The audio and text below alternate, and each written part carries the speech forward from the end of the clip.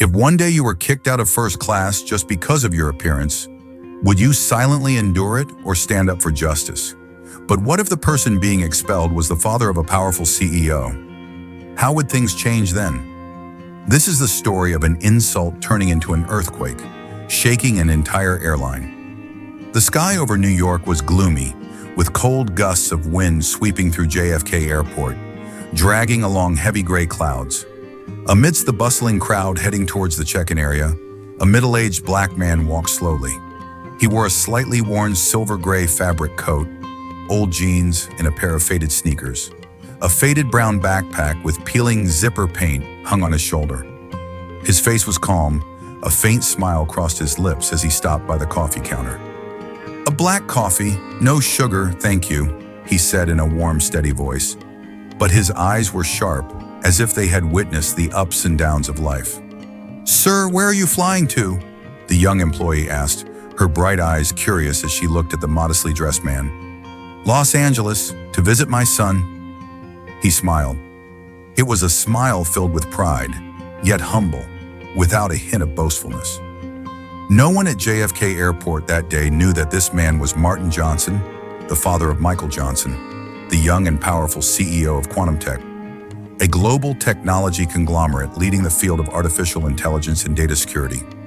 Michael was a name pursued by the media, hailed as a tech genius, a symbol of outstanding success.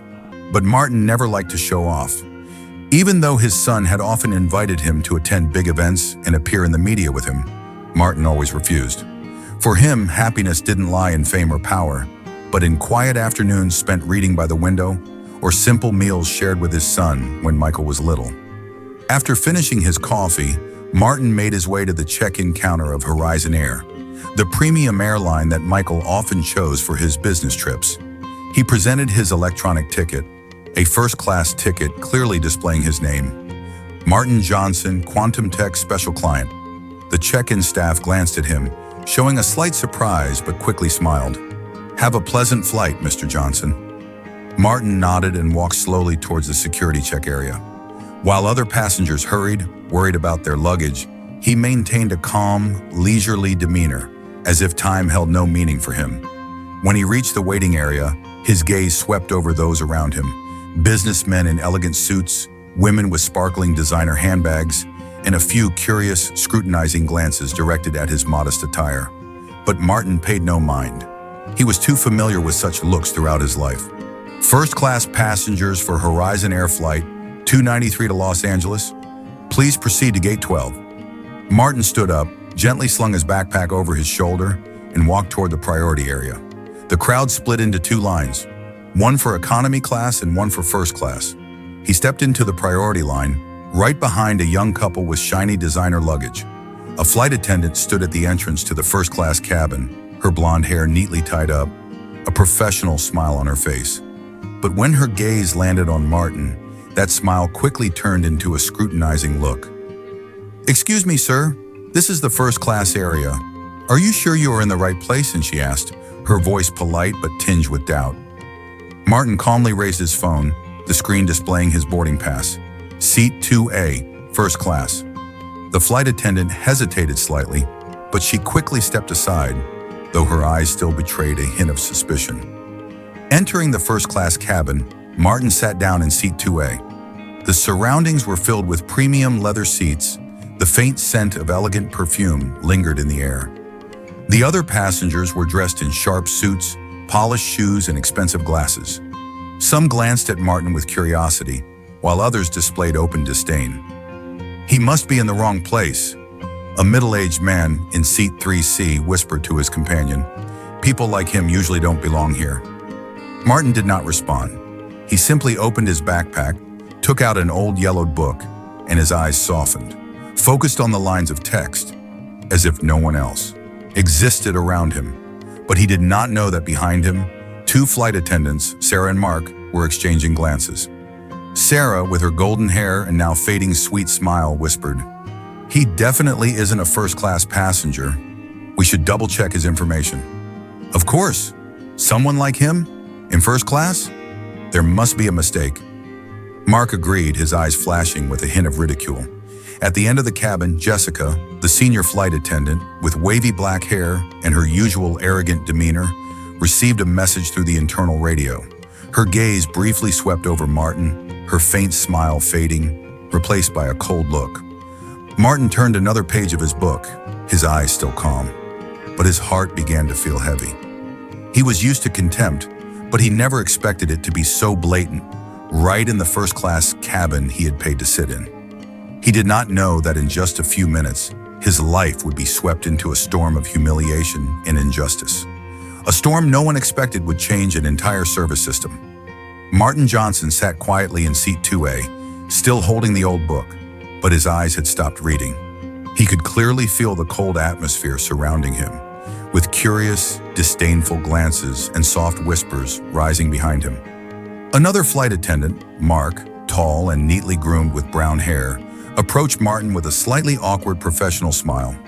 "Sir, may I check your boarding pass again?" Mark asked, his voice polite but unable to hide his suspicion. Martin slowly looked up, calmly holding out his phone displaying the electronic boarding pass. "Here, seat 2A, first class," he said, his voice steady but confident. Mark glanced quickly at the screen, looking momentarily confused but soon regained his professional demeanor. "Thank you, sir. We just want to ensure all passengers are seated in their correct places." Mark's gaze lingered on Martin before he turned away. But as Mark walked off, Martin could clearly hear the whispered conversation over the crew's internal radio. "Jessica, I checked, but it doesn't seem right. I think we should verify further," Mark murmured. "Understood. I'll handle it," came the cold voice of Jessica from the back of the cabin. Moments later, Jessica, the senior flight attendant with a slender figure and sharp, cold gaze, stood before Martin. Her expression remained professionally polite, but her eyes were full of scrutiny. "Sir, I am Jessica, the senior flight attendant on this flight. We need you to present additional identification to verify your identity." Martin looked up, his eyes calm, but now filled with a hint of suspicion. "Identification?" he asked. "Yes, to ensure you are seated correctly and that there is no mistake," Jessica emphasized, her voice slightly more rigid. Martin took out his wallet, retrieved his ID card and handed it to Jessica. She glanced at it, then looked back at Martin, as if trying to find something unusual. "Thank you, sir, but we will need a few minutes to re-verify this information with the system." Without waiting for Martin's consent, Jessica turned and walked away quickly. Martin remained seated, a growing sense of discomfort rising within him. He was well aware that this was not just a standard check.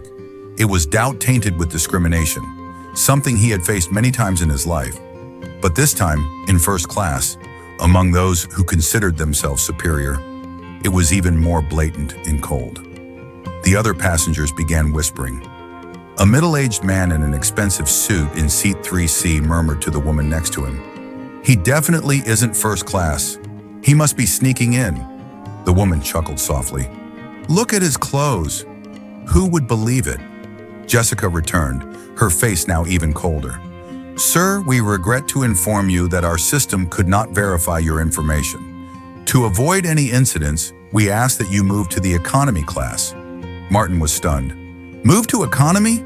I paid for this first-class seat. This is my seat," he stated, his voice now sharp. Jessica gave a faint mocking smile. "We understand, but our policies require us to ensure the safety and comfort of all passengers. If you cannot provide further proof of identity, we must insist you change seats." Martin could feel the stares directed at him. Some were curious, others were openly disdainful. "You are discriminating against me just because I don't look like everyone else here, aren't you?" Martin's voice remained calm but firm. Jessica's expression tightened slightly, but she maintained her professional tone. "Sir, please do not misunderstand. We are simply following regulations." Martin stood up, his eyes no longer gentle. "I'm not going anywhere. This is my seat, and if you plan to force me, you better be ready for the consequences." Jessica stepped back, momentarily startled by Martin's determination, but she quickly regained her composure. "Very well. If you do not cooperate, I will have to call security." "Go ahead," Martin challenged. Jessica signaled to Mark and Sarah, who quickly left. Within minutes, 2 security guards from the airline entered the first-class cabin. Sir, if you do not vacate the first-class seat, we will be forced to take enforcement measures, one of the guards stated, his voice stern. Martin looked at them, his eyes now burning with quiet anger. You are making a huge mistake. But no one paid attention to his warning. Under the curious and disdainful gazes of other passengers, Martin was escorted out of the first-class cabin by security, his steps slow but resolute. Behind him, Jessica stood with her arms crossed, a mocking smile on her lips. Well, that's settled. People like him never know their place, she whispered to Mark. But Jessica had no idea that the man she had just expelled from first class was not an ordinary passenger. He was the father of Michael Johnson, CEO of Quantum Tech, and also one of the largest shareholders of Horizon Air. And in just a few minutes, she would realize that the real storm was just beginning. Martin Johnson walked slowly down the narrow aisle toward the economy cabin. Each step felt heavy, not because of fatigue, but because of the invisible humiliation that had just been forced upon him in front of so many people. He had lived long enough to understand that discrimination wasn't always about open insults or violent actions.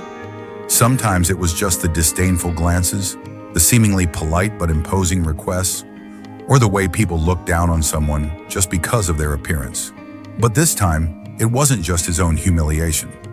Martin knew that what he had just experienced didn't only affect him, it was an insult to all those who had ever been treated unfairly because of their skin color or circumstances. Sitting down in the cramped economy seat, he took out his phone and quickly dialed a familiar number. The call connected almost immediately. Michael, it's Dad. Dad, what's going on? Have you boarded? How are they treating you? Michael Johnson, young CEO of Quantum Tech, one of the world's leading technology corporations, sounded cheerful. Son, I was just kicked out of first class. They think I don't belong there. Martin's voice was calm, but beneath it lay a restrained fury. What? What did you just say? Michael's voice immediately turned tense. They demanded to check my identity, and when I provided it, they claimed the system couldn't verify it and asked me to move to economy. I refused, and they called security to force me out. There was a heavy silence on the other end. Michael Johnson, known for his calm and decisive demeanor in board meetings, could not hide his anger. They dared to do that to you? Michael's voice grew cold. Yes, son. And the worst part is, they don't know who I am. Not because of my reputation, but because they believe someone like me doesn't belong in first class.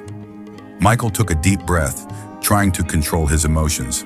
Dad, rest assured, you will not have to endure this humiliation for one more second. Martin chuckled softly, his voice steady. Don't do anything reckless, Michael. I don't want you losing control over this. Don't worry, Dad. I know exactly what to do. Michael's tone was firm before the call ended. Back at Quantum Tech's high-rise office, Michael Johnson straightened in his chair, his sharp gaze fixed on the bustling city below. With a quick click, he opened the internal communications software of the corporation. Jessica, connect me with the CEO of Horizon Air immediately. In less than a minute, the screen displayed the face of Sarah Lynn, CEO of Horizon Air. Her expression showed a hint of surprise when she saw Michael Johnson, one of the largest shareholders of the airline, calling at this hour. Michael, what a surprise to hear from you. Is there something urgent? Sarah asked politely. Urgent? Yes, Sarah. I want you to explain to me right now why my father, Martin Johnson, was just humiliated and kicked out of first class on a Horizon Air flight. Michael's voice was sharp, unable to conceal his anger. Sarah's expression froze for a moment, her eyes widening in shock. Your father was removed from first class? That's impossible. There must be some misunderstanding. It's not a misunderstanding. My father was publicly humiliated in front of other passengers, forced to present his identity, and eventually escorted to economy class by security. Is this how Horizon Air treats the family of one of its largest shareholders? Michael's tone grew even colder. Sarah tried to maintain her composure, but her voice was now strained. Michael, please give me a few minutes. I will check immediately and get back to you. No need to call back. I want you to handle this immediately. And remember, this is not just about my father. It is about the entire culture of service in your company. Sarah nodded and quickly instructed her operations team. Within minutes, she had all the information about Martin's flight on her screen, along with the names of the crew members on that flight. Jessica, Mark, and Sarah, with Jessica as the senior flight attendant. Michael, I have identified the crew members involved. I will immediately contact the captain and order them to halt all service until we resolve this. No, Sarah, not just stopping service. I want the entire crew immediately suspended. And when that plane lands, I want them escorted out the same way they treated my father. Sarah took a deep breath. She knew Michael was not just an ordinary shareholder. He was someone with significant influence on the board of Horizon Air. Understood, Michael. I will follow your instructions, but please allow me some time to handle this formally. You have exactly 30 minutes. If I do not receive confirmation that the crew has been suspended, I will take this matter to the press and the board of directors. Michael ended the call, his expression cold, but his heart burning with fury. This wasn't just about protecting his father, it was about confronting a system of discrimination that Horizon Air had silently tolerated. On the flight, Jessica was cheerfully chatting with Mark, unaware that a storm was about to crash down. The Horizon airplane slowly descended onto the runway at Los Angeles International Airport, the afternoon sunlight casting long shadows on the tarmac. But no one in first class or the crew area felt any sense of peace. Martin remained seated in his cramped economy seat, his face calm, but his heart turbulent. He knew Michael was not the type to let this matter go. As the plane came to a complete stop, the captain's voice echoed through the speakers. Ladies and gentlemen, we have landed at Los Angeles International Airport. Please remain seated until the seatbelt sign is turned off.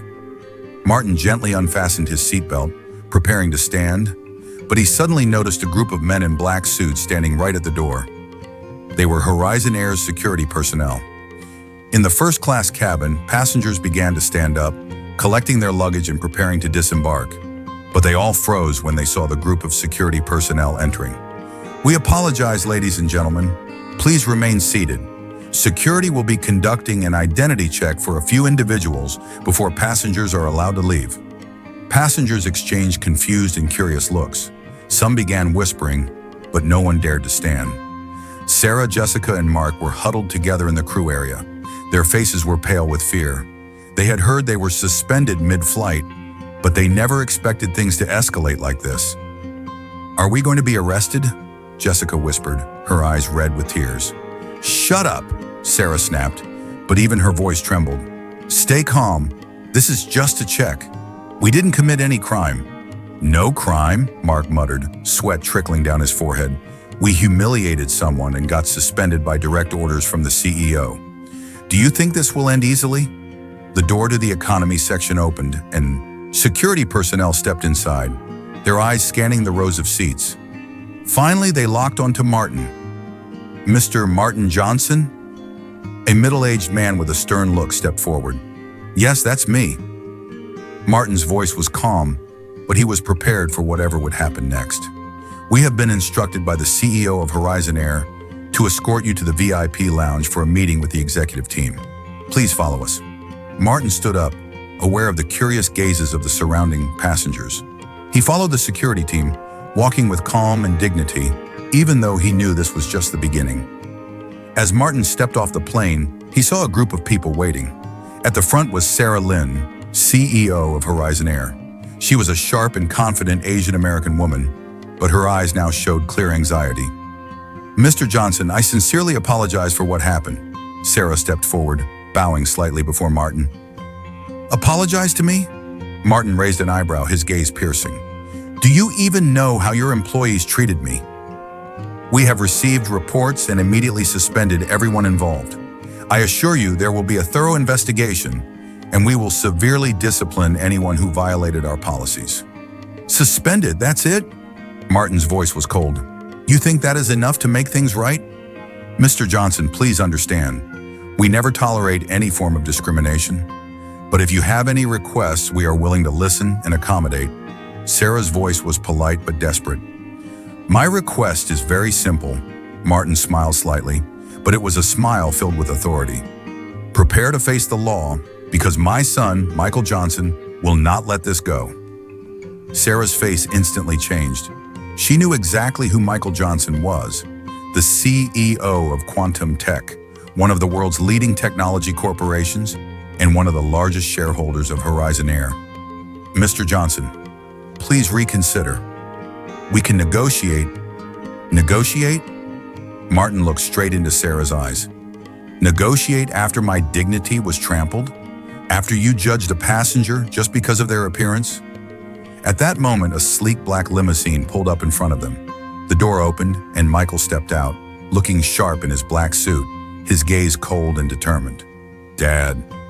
Michael walked over, gently taking his father's hand. Are you okay? I'm fine, son, Martin replied, gripping his son's hand with quiet pride. Michael turned to face Sarah Lynn, his gaze icy. Ms. Lynn, I am Michael Johnson. I assume you have heard of me? Sarah nodded, trying to maintain her composure. Of course, Mr. Johnson. We are deeply sorry for this incident, and I assure you we are taking it very seriously. Seriously? Michael interrupted. You call a temporary suspension serious action? We will conduct a full investigation and ensure that justice is served. No need, Michael's voice was cutting, because I will personally handle this. And I guarantee that the entire crew involved will never return to their positions. Sarah's face went pale. But, Mr. Johnson, this is an internal matter of the airline. Internal matter? Michael laughed coldly. When it involves my father's dignity and blatant discrimination? Prepare for a legal battle, Miss Lynn. Sarah stood frozen, realizing that the real storm had just begun. After the tense confrontation between Michael Johnson and CEO Sarah Lynn at the airport, Horizon Air plunged into a true crisis. Within hours of Michael declaring he would pursue the matter to the end, social media was flooded with posts and comments criticizing the airline. The hashtag #Justice for Martin quickly became a trend, with thousands of users sharing similar stories of discrimination in customer service. At Horizon Air's headquarters, Sarah Lynn convened an emergency meeting with the leadership team. The atmosphere in the boardroom was thick with tension, and all eyes were on Sarah, who now faced one of the worst crises of her career. We cannot let this get out of control, Sarah declared, her voice firm, though her eyes betrayed her anxiety. We will immediately begin an internal investigation into the incident on the flight and suspend all crew members involved. What about Michael Johnson? One executive asked cautiously. He's preparing to sue us. Our reputation is at stake. I know, Sarah replied, but we have to do more than just suspend the staff. Contact Michael Johnson and his father. Invite them to join the investigation as advisors. If we want to regain customer trust, we must be transparent. As expected, Michael and Martin were contacted immediately. At first, Michael maintained his cold demeanor, insisting that the lawsuit would proceed. But when Martin learned that Sarah had invited them to participate as advisors in Horizon Air's service culture reform, he gently placed a hand on his son's shoulder. Michael, give them a chance. Sometimes the best way to create change is from the inside. Michael looked at his father, seeing in his eyes the calm and forgiveness he had always admired. Finally, he nodded. Horizon Air quickly launched a comprehensive investigation. Every security video from the flight was reviewed. Every report from the crew was examined. Jessica, Mark, and Sarah, the 3 crew members directly involved, were suspended indefinitely. But instead of being immediately fired, they were required to attend a mandatory training program focused on service attitude and cultural awareness. We don't just want to punish them, Martin said during a meeting with Horizon Air's leadership team. We want them to understand, to change, and that can only happen when they face their mistakes. While the investigation was ongoing, Horizon Air issued an official apology across all media channels, personally signed by CEO Sarah Lynn. The statement promised to reform the company's employee training process with a special focus on combating discrimination and enhancing cultural awareness. We sincerely apologize to Mr. Martin Johnson and his family for the unacceptable experience on our flight.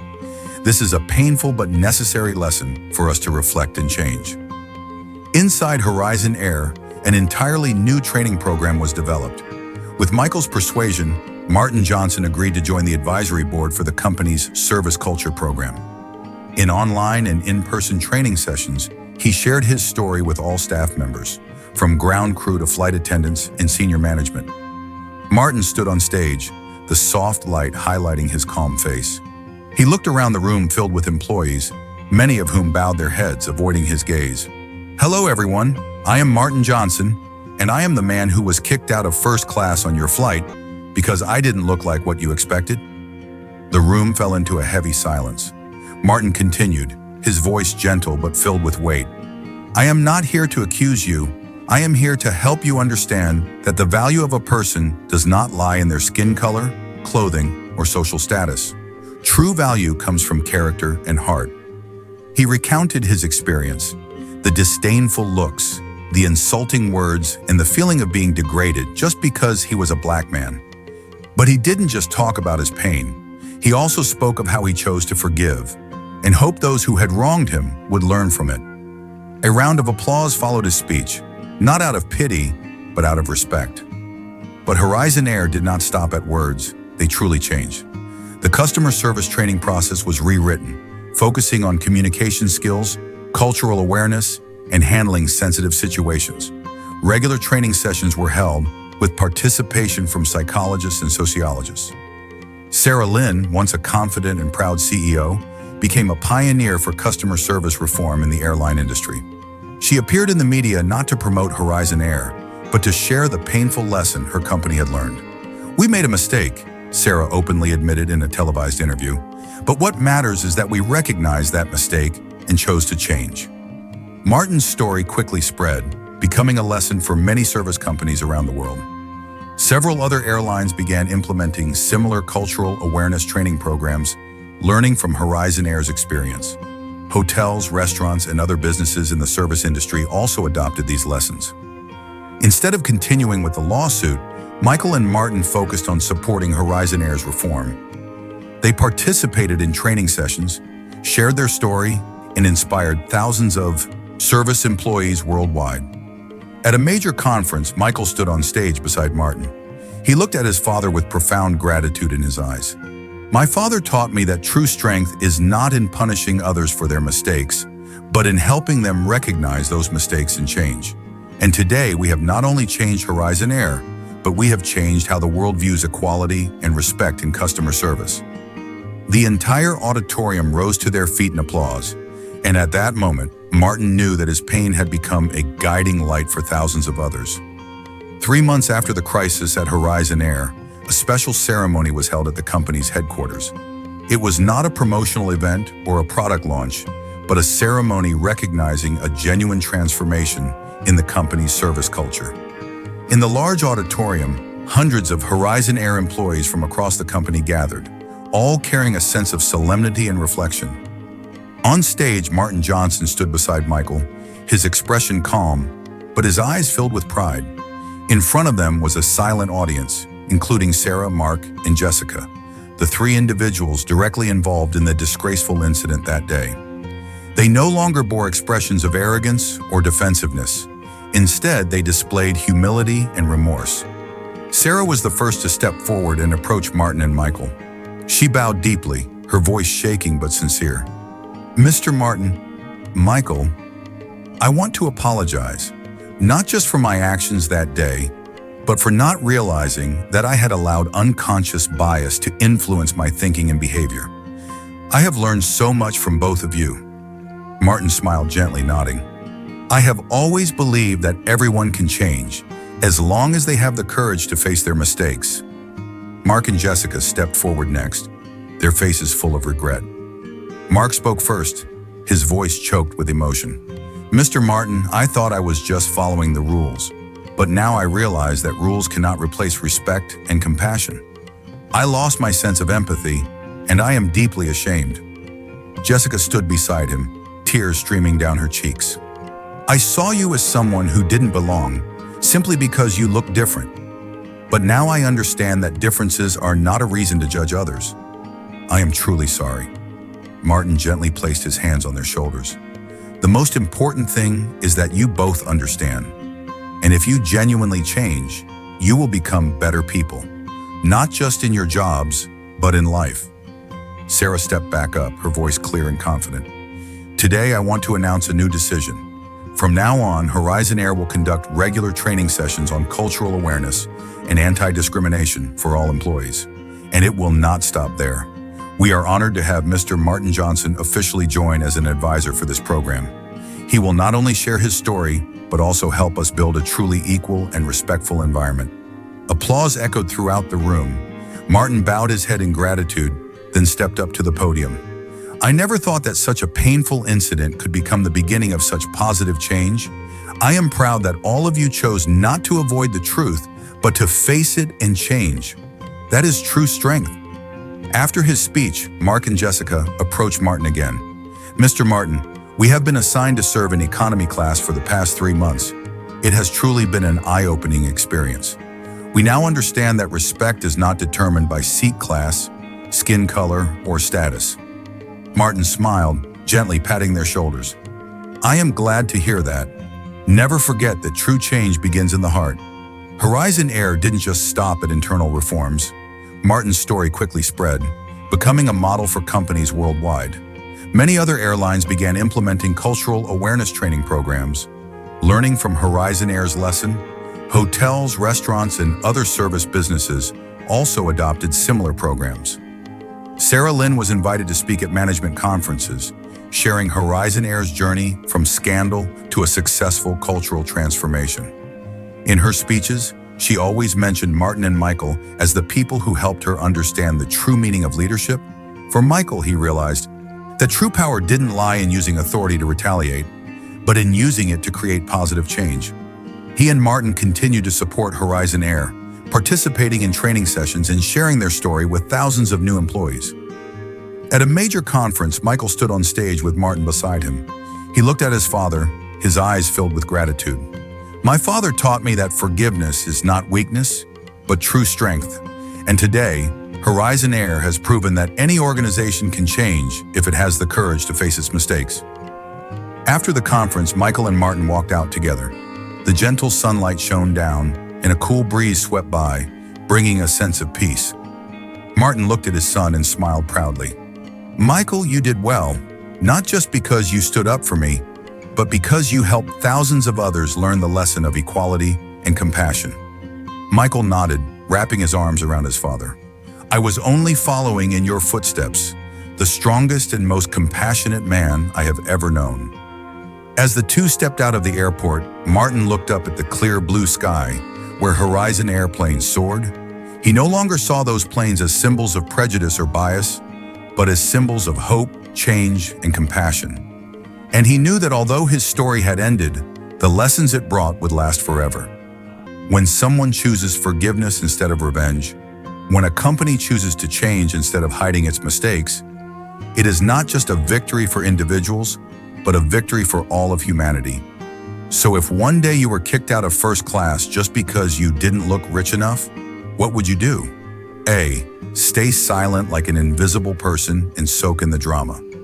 B. Pull out your phone, start recording, and shout, "This has to go viral." C. Look the flight attendant straight in the eye and say, "Do you know who my dad is?" Comment your answer below to see which team is the largest.